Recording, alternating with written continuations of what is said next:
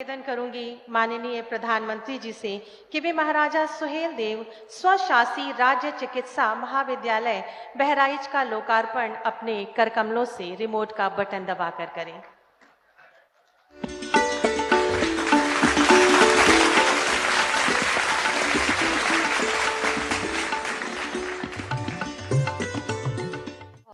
वसंत पंचमी की आप सभी को, संपूर्ण देश को बहुत बहुत मंगल कामनाएं। मां सरस्वती भारत के ज्ञान विज्ञान को और समृद्ध करें। आज का दिन विद्या आरंभ और अक्षर ज्ञान के लिए बहुत शुभ दिन माना जाता है। हमारे यहां कहा गया है, सरस्वती महाभागे विद्ये कमल लोचने, विद्या रूपे विशाल लक्षी विद्याम देहि नमोस्तुते। अर्थात हे महाभाग्यवती ज्ञान रूपा, कमल के समान विशाल नेत्र वाली ज्ञानदात्री सरस्वती, मुझको विद्या दीजिए, मैं आपको नमन करता हूं। भारत की मानवता की सेवा के लिए रिसर्च और इनोवेशन में जुटे, राष्ट्र निर्माण में जुटे हर देशवासी को मां सरस्वती का आशीर्वाद मिले, उन्हें सफलता मिले, यही हम सभी की प्रार्थना है। भाइयों और बहनों, रामचरितमानस में गोस्वामी तुलसीदास जी कहते हैं, ऋतु बसंत बह त्रिविध बयारी, यानी वसंत ऋतु में शीतल, मंद, सुगंध ऐसी 3 प्रकार की हवा बह रही है। इसी हवा, इसी मौसम में खेत, खलिहान, बाग, बगान से लेकर जीवन का हर हिस्सा आनंदित हो रहा है। वाकई हम जिस तरफ देखें तो फूलों की बहार है। हर जीव वसंत ऋतु के स्वागत में खड़ा है। ये वसंत महामारी की निराशा को पीछे छोड़कर आगे बढ़ते भारत के लिए नई उम्मीद, नई उमंग लेकर आया है। इस उल्लास में भारतीयता, हमारी संस्कृति, हमारे संस्कारों के लिए ढाल बनकर खड़े होने वाले महानायक महाराजा सुहेलदेव जी का जन्मोत्सव हमारी खुशियों को और बढ़ा रहा है। साथियों, मुझे करीब 2 साल पहले गाजीपुर में महाराजा सुहेलदेव की स्मृति में डाक टिकट जारी करने का अवसर मिला था।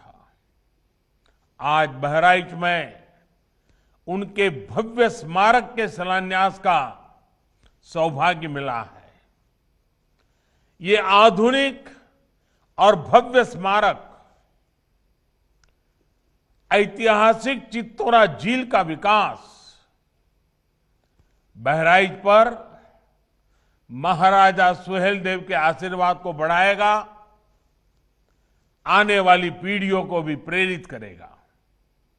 साथियों, आज महाराजा सुहेलदेव के नाम पर बनाए गए मेडिकल कॉलेज को एक नया और भव्य भवन भी मिला है। बहराइच जैसे विकास के लिए आकांक्षी जिले में स्वास्थ्य सुविधाएं बढ़ना यहां के लोगों के जीवन को आसान बनाएगा। इसका लाभ आसपास के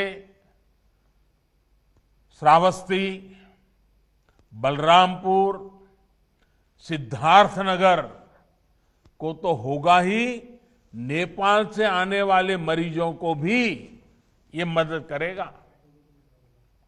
भाइयों और बहनों, भारत का इतिहास सिर्फ वो नहीं है जो देश को गुलाम बनाने वालों, गुलामी की मानसिकता के साथ इतिहास लिखने वालों ने लिखा।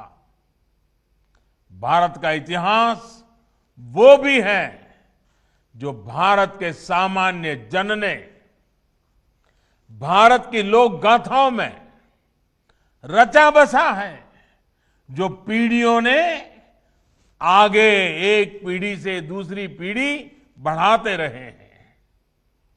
आज जब भारत अपनी आजादी के 75वें वर्ष में प्रवेश कर रहा है, तो ऐसे महापुरुषों का योगदान, उनका त्याग, उनकी तपस्या, उनका संघर्ष, उनकी वीरता, उनकी शहादत, इन सब बातों का स्मरण करना, उनको आदरपूर्वक नमन करना, उनसे प्रेरणा पाना, इससे बड़ा कोई अवसर नहीं हो सकता है।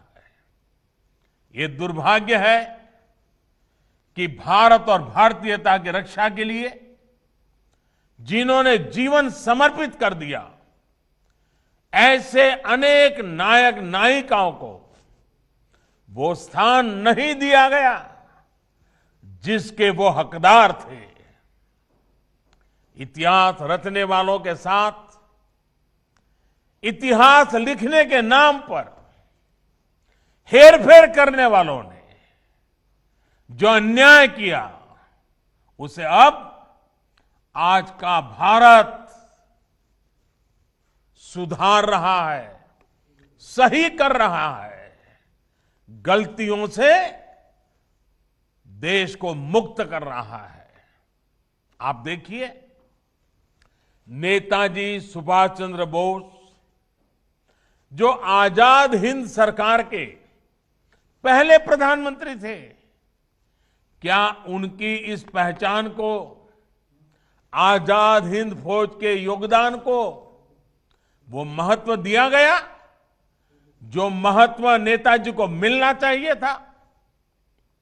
आज लाल किले से लेकर अंडमान निकोबार तक उनकी इस पहचान को हमने देश और दुनिया के सामने सशक्त किया है। देश की 500 से ज्यादा रियासतों को एक करने का कठिन कार्य करने वाले सरदार वल्लभ भाई पटेल जी के साथ क्या किया गया, देश का हर बच्चा इस बात को भली भांति जानता है। आज दुनिया की सबसे बड़ी प्रतिमा statue of unity Sardar Patel की है, जो हमें प्रेरणा दे रही है।